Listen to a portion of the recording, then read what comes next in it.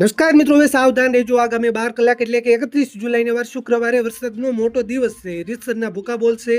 આગાહી બદલાઈ ગઈ છે, નવી આગાહી આવી છે, નવા વિસ્તારોમાં ભૂકા કાઢશે. વિડીયોમાં તમે પાવાગઢના દ્રશ્યો જોઈ રહ્યા છો, જ્યાં મુશળધાર વરસાદ તૂટી પડ્યો છે. પગથિયા પરથી જોરદાર પાણીના ધોધ વહી રહ્યા છે. મિત્રો, હવે આગામી 12 કલાક દરમિયાન ક્યાં ક્યાં નવા વિસ્તારોમાં વરસાદ તૂટી પડશે તેની વાત આપણે આઈએમડી નું મોડેલ હોય, વેધર મોડેલ હોય, જીએફએસ મોડેલ હોય, સેટેલાઇટ તસવીરનું વિશ્લેષણ કરી એક એક તાલુકા પ્રમાણે સંપૂર્ણ સચોટ માહિતી મેળવી છે. પણ તે પહેલા અત્યારે કયા વિસ્તારોમાં મેઘરાજા ધબધબાટી બોલાવી રહ્યા છે તેની ફટાફટ વાત કરી લઈએ. મિત્રો, વિડીયોમાં તમે વડોદરાના દ્રશ્યો જોઈ રહ્યા છો. વડોદરામાં મેઘરાજા જોરદાર જમાવટ કરી રહ્યા છે. રોડ રસ્તા બેટમાં ફેરવાઈ ગયા છે. તો સુરતમાં પણ કડાકા ભડાકા સાથે મેઘરાજાની જોરદાર એન્ટ્રી થઈ ગઈ છે. સુરતમાં ધોધમાર વરસાદ વરસી રહ્યાના સમાચાર મળી રહ્યા છે. સુરતના ઉમરપાડાના દ્રશ્યો જોઈ રહ્યા છો, જ્યાં ધોધમાર વરસાદના કારણે ઘોડાપુર જેવી સ્થિતિ સર્જાય છે. અમદાવાદના ધોળકામાં ધોધમાર વરસાદ, આણંદમાં વરસાદ, ખેડામાં વરસાદ, દાહોદ, જાલોદ, પંચમહાલ, છોટાઉદેપુર, જાંબુગોડા, ડભોઈ, કરજણ, નર્મદા, રાજપીપળા, સાપુતારા, તાપી, ડાંગ સહિત કેટલાય વિસ્તારોમાં મેઘરાજા તોફાની બેટિંગ કરી રહ્યા છે. મિત્રો, નવી આગાહી પ્રમાણે હવે ક્યાં નવા વિસ્તારોમાં તોફાની વરસાદ પડશે, ધોધમાર વરસાદ પડશે. એક એક તાલુકા પ્રમાણે સંપૂર્ણ સચોટ માહિતી મેળવી છે. પણ તે પહેલા આ વિડીયોને લાઈક કરી દેજો. આપણી આ ચેનલને ખાસ સબસ્ક્રાઇબ કરવાનું ભૂલતા નહીં. તો મિત્રો, હવે ખાસ સમજો મિત્રો, શરૂઆત આપણે મધ્ય ગુજરાતના વિસ્તારોથી કરીએ. મધ્ય ગુજરાતમાં ખાસ કરીને અમદાવાદમાં આગામી 12 કલાક દરમિયાન વરસાદનું રેડ એલર્ટ જાહેર કરાયું છે. એટલે કે અતિ ભારે વરસાદ વરસી શકે, જેમાં અમદાવાદ શહેરના વિસ્તારો હોય, દાસપ્રોઈના વિસ્તારો હોય, ધોળકા, ધંધુકા, બાવળા, સાણંદ, વિરમગામ, દેત્રોજ, રામપુરા અને માંડલ સહિત કેટલાક વિસ્તારોમાં મધ્યમથી ભારે વરસાદ, અમુક વિસ્તારોમાં અતિ ભારે વરસાદ વરસી શકે.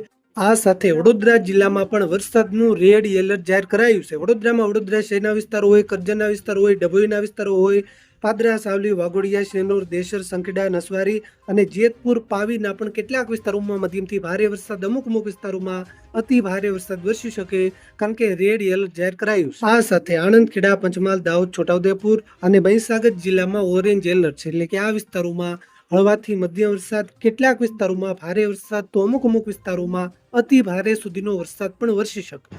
દક્ષિણ ગુજરાતના વિસ્તારોની વાત કરીએ તો દક્ષિણ ગુજરાતમાં સુરત જિલ્લામાં પણ રેડ એલર્ટ જાહેર કરાયું છે.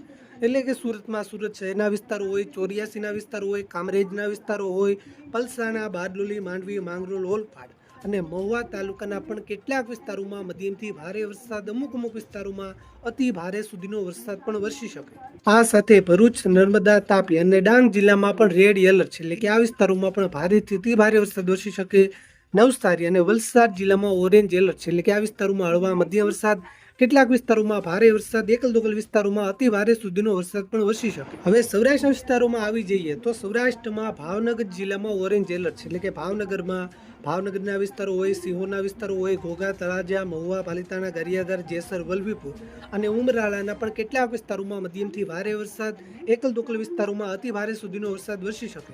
આ સાથે સુરેન્દ્રનગર, રાજકોટ, બોટાદ અને અમરેલી જિલ્લામાં પણ ઓરેન્જ એલર્ટ છે. એટલે કે આ વિસ્તારોમાં પણ મધ્યમથી ભારે વરસાદ, એકલ દોકલ વિસ્તારોમાં અતિ ભારે વરસાદ વરસી શકે. સૌરાષ્ટ્રના બાકીના વિસ્તારો મોરબી, જામનગર, દેવભૂમિ, દ્વારકા, પોરબંદર, જુનાગઢ અને ગીર સોમનાથ જિલ્લામાં યલો એલર્ટ છે.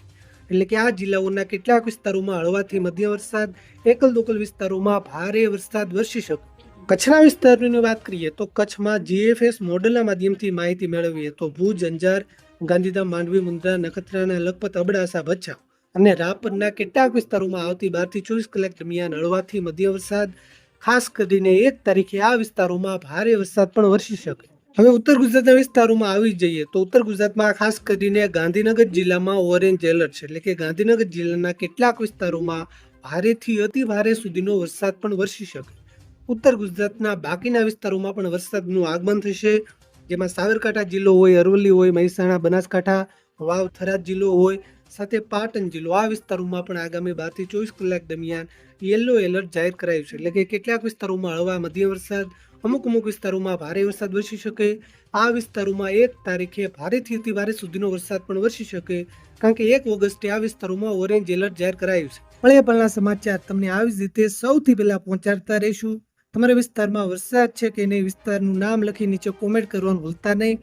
વિડીયોને તમારા 10 ગ્રુપમાં શેર કરજો, જેથી બધા ખેડૂત મિત્રો સુધી માહિતી પહોંચે. ચેનલને સબસ્ક્રાઇબ કરી લેજો, લાઇક કરવાનું ભૂલતા નહીં.